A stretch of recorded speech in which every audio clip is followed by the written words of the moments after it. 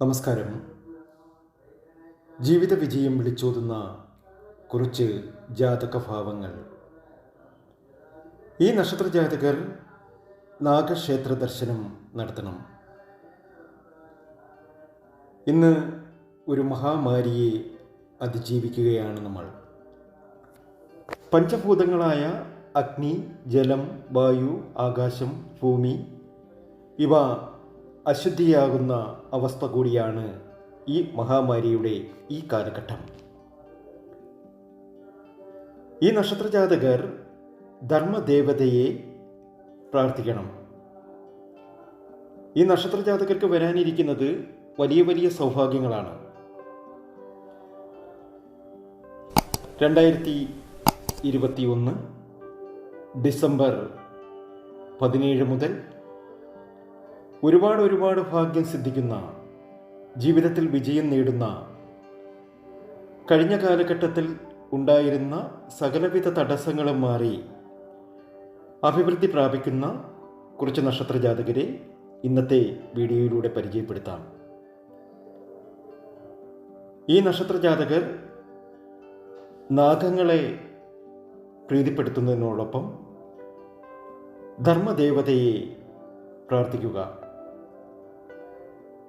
ഒരുപക്ഷെ നിങ്ങൾക്ക് ധർമ്മദേവതയെ അറിയില്ലെങ്കിൽ നിങ്ങളുടെ വീടുകളിൽ നിങ്ങൾ എങ്ങനെ പ്രാർത്ഥന നടത്തിയാൽ ധർമ്മദേവതയ്ക്കു ഒപ്പം തന്നെ അതുപോലെ തന്നെ കൂട്ടായി നിൽക്കുന്ന ഒരു ഈശ്വര ചൈതന്യം പരിചയപ്പെടുത്താം. അത് നിങ്ങളുടെ ജീവിതം മാറ്റിമറിക്കും, ഉറപ്പാണ്. അതിലേക്ക് കടക്കുന്നതിന് മുമ്പ് എന്നത്തെയും പോലെ ഇന്നും നിങ്ങളിൽ നിന്നും ഒരു ലൈക്ക് പ്രതീക്ഷിക്കുന്നു. എൻ്റെ ഉപാസനാമൂർത്തിയായ മുത്തുമാരിയമ്മയ്ക്ക് ശർക്കര പായസം നേതിച്ച് പൂജകൾ അർപ്പിക്കുന്ന വെള്ളി ചൊവ്വ ദിനങ്ങളിൽ നിങ്ങൾക്കും നിങ്ങളുടെ കുടുംബാംഗങ്ങൾക്കും വേണ്ടി പ്രാർത്ഥിക്കുന്നതാണ്, പൂജകൾ ചെയ്യുന്നതാണ്. വാട്സാപ്പിൽ ഒരുപാട് പേർ മെസ്സേജ് അയക്കുന്നുണ്ട്. സമയത്തിനനുസരിച്ച് എല്ലാവർക്കും മറുപടി നൽകുവാൻ ശ്രമിക്കാറുണ്ട്. 2021 ഡിസംബർ 17 മുതൽ ഭാഗ്യമേറെ കടാക്ഷിക്കുന്ന, ജീവിത വിജയം നേടുന്ന, സന്താനങ്ങൾ മുഖേന ഭാഗ്യം ലഭിക്കുന്ന നക്ഷത്രജാതകരാണ് മേടക്കൂറിലെ അശ്വതി, ഭരണി, കാർത്തിക എന്നീ നക്ഷത്രജാതകർ. ഈ നക്ഷത്രജാതകർക്ക് ഒരുപാട് ഭാഗ്യങ്ങളാണ് സിദ്ധിക്കാൻ പോകുന്നത്. ഐശ്വര്യം വന്നു ചേരും, സന്താനങ്ങൾ മുഖേന ഭാഗ്യം ലഭ്യമാകും, നിധി ലാഭം ഉണ്ടാകും, ലോട്ടറി ഭാഗ്യം വന്നു ചേരും. കഷ്ടപ്പാടുകളെക്കുറിച്ച് പറയുകയാണെങ്കിൽ അശ്വതി നക്ഷത്ര ജാതകർക്കും കഴിഞ്ഞുപോയ കാലഘട്ടത്തിൽ ഒരുപാട് ക്ലേശങ്ങളും ദുരിതങ്ങളും ഒക്കെ ഉണ്ടായിരുന്നു. അശ്വതി, ഭരണി, കാർത്തിക എന്നീ നക്ഷത്ര ജാതകർക്ക് സങ്കടങ്ങൾ ഒട്ടനവധിയായിരുന്നു. നമ്മുടെ സങ്കടങ്ങൾക്ക് കാരണം നമ്മൾ കുലദൈവത്തെ ഒരിക്കലും പ്രീതിപ്പെടുത്താറില്ല, അല്ലെങ്കിൽ ആ ക്ഷേത്രത്തിൽ നമ്മൾ ദർശനം നടത്താറില്ല. തീർച്ചയായും കുലദൈവത്തെ പ്രാർത്ഥിക്കുക. അതുപോലെ തന്നെ കാമാക്ഷി ദേവിയെ പ്രാർത്ഥിക്കണം. ഒരുപക്ഷെ നിങ്ങൾക്ക് എല്ലാവർക്കും അറിയാമായിരിക്കും കാമാക്ഷി ദേവിയെക്കുറിച്ച്. കാമാക്ഷി ദേവിയിൽ സർവ്വദൈവങ്ങളും അടങ്ങിയിട്ടുണ്ട്. ഓരോരുത്തർക്കും തങ്ങളുടെ കുലദൈവതയെ ധ്യാനിച്ച് പൂജിക്കുക. അതിനൊപ്പം നിങ്ങൾ കാമാക്ഷി ദേവിയെ കൂടി പ്രാർത്ഥന നടത്തുക, പൂജ ചെയ്യുക.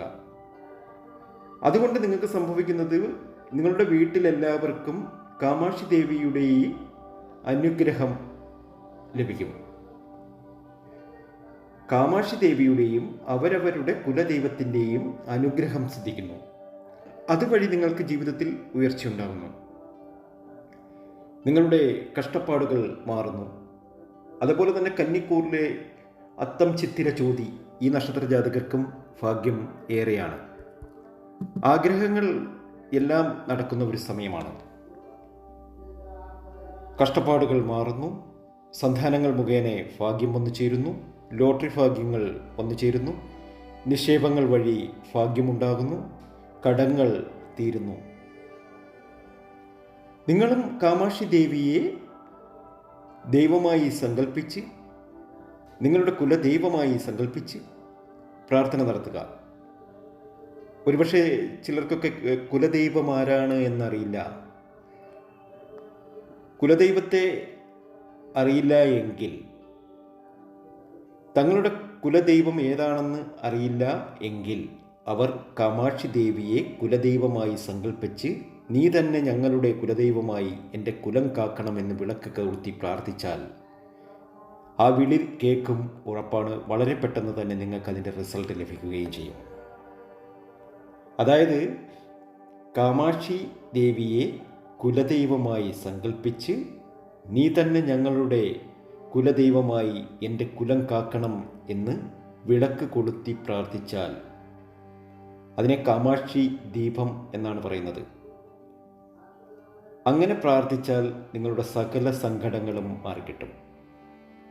അതുപോലെ മകരക്കൂറിലെ ഉത്രാടം, തിരുവോണം, ആയില്യം ഈ നക്ഷത്രജാതകർക്കും ഭാഗ്യം ഏറെ വന്നു ചേരുന്നതാണ്.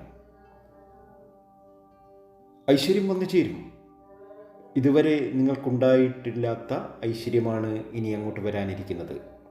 സന്താനങ്ങൾ മുഖേന ഭാഗ്യം. വിദേശത്തൊക്കെ പോയി പഠിക്കുവാനും നല്ല നിലയിലെത്തുവാനും സന്താനങ്ങൾക്ക് കഴിയും. നിധി ലാഭം, ലോട്ടറി, നിക്ഷേപങ്ങൾ വഴി ഭാഗ്യം. അതുപോലെ ധൈര്യശാലിയും ബുദ്ധിമതികളുമാകും ഇവർ. തൊഴിൽ രംഗത്ത് വിജയം, നല്ല സുഹൃത്തുക്കൾ വഴി ഒരുപാട് ഉയർച്ച, ഇവയൊക്കെ ഈ നക്ഷത്രജാതകർക്ക് വന്നു ചേരും. മകരക്കൂറിലെ ഉത്രാടം, തിരുവോണം, ആയില്യം എന്നീ നക്ഷത്രജാതകർക്ക് ഭാഗ്യമേറെയാണ്. ആഗ്രഹിക്കുന്ന കാര്യങ്ങളൊക്കെ നേടിയെടുക്കുവാൻ ഈ നക്ഷത്രജാതകർക്ക് സാധ്യമാകും.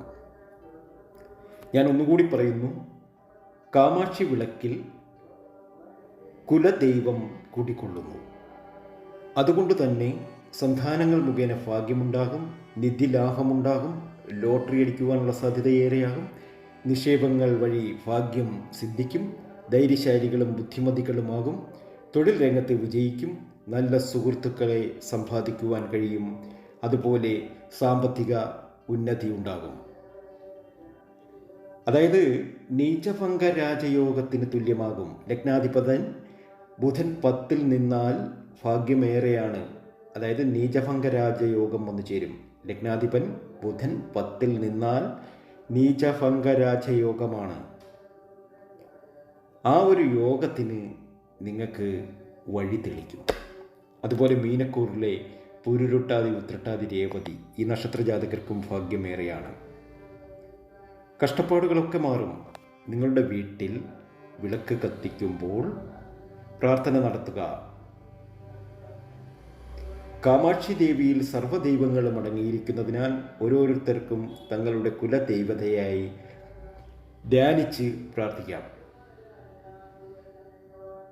മനസ്സിലായല്ലോ? കാമാക്ഷി ദേവിയിൽ സർവ്വദൈവങ്ങളും അടങ്ങിയിരിക്കുന്നതാൽ ഓരോരുത്തർക്കും തങ്ങളുടെ കുലദൈവതയെ ധ്യാനിച്ച് പൂജിക്കുക.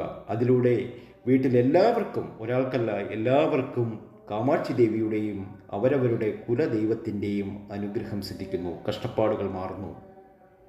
ചിലർക്ക് തങ്ങളുടെ കുലദൈവം ഏതാണെന്ന് അറിയില്ല. അവർ കാമാക്ഷി ദേവിയെ കുലദൈവമായി സങ്കല്പിച്ച് നീ തന്നെ ഞങ്ങളുടെ കുലദൈവമായി എൻ്റെ കുലം കാക്കണം, എൻ്റെ കഷ്ടപ്പാടുകളിൽ നിന്നും എന്നെ വിടുതൽ നൽകണം എന്ന് പ്രാർത്ഥിച്ചാൽ, വിളക്ക് കൊളുത്തി പ്രാർത്ഥിക്കുക. ഇങ്ങനെ പല വീടുകളിലും ചെയ്യുന്നുണ്ട്. അതുകൊണ്ട് അവർക്ക് ഐശ്വര്യമുണ്ട്. തീർച്ചയായും നിങ്ങളും നിങ്ങളുടെ വീടുകളിൽ ഇത് ചെയ്തു നോക്കുക, അഭിവൃദ്ധി ഉണ്ടാകും. മേടക്കൂറിലെ അശ്വതി, ഭരണി, കാർത്തിക എന്നീ നക്ഷത്രജാതകർക്കും, കന്നിക്കൂറിലെ അത്തം, ചിത്തിര, ചോതി എന്നീ നക്ഷത്രജാതകർക്കും, മകരക്കൂറിലെ ഉത്രാടം, തിരുവോണം, ആയില്യം എന്നീ നക്ഷത്രജാതകർക്കും, മീനക്കൂറിലെ പൂരുരുട്ടാതി, ഉത്രട്ടാതി, രേവതി എന്നീ നക്ഷത്രജാതകർക്കും ഡിസംബർ 17 ശേഷം വളരെയേറെ ഭാഗ്യാനുഭവങ്ങൾ വന്നു ചേരും. ആഗ്രഹങ്ങൾ നടക്കും, ഐശ്വര്യം വർദ്ധിക്കും. കാമാക്ഷി വിളക്കിൽ കുലദൈവം കുടികൊള്ളുന്നു എന്ന വിശ്വാസത്തോടു കൂടി മുന്നോട്ട് പോവുക. വീട്ടിൽ വിളക്ക് കത്തിക്കുമ്പോൾ കുലദൈവമായി കാമാക്ഷി ദേവിയെ കൂടി സങ്കല്പിച്ച് നിങ്ങൾ വിളക്ക് കത്തിക്കുക.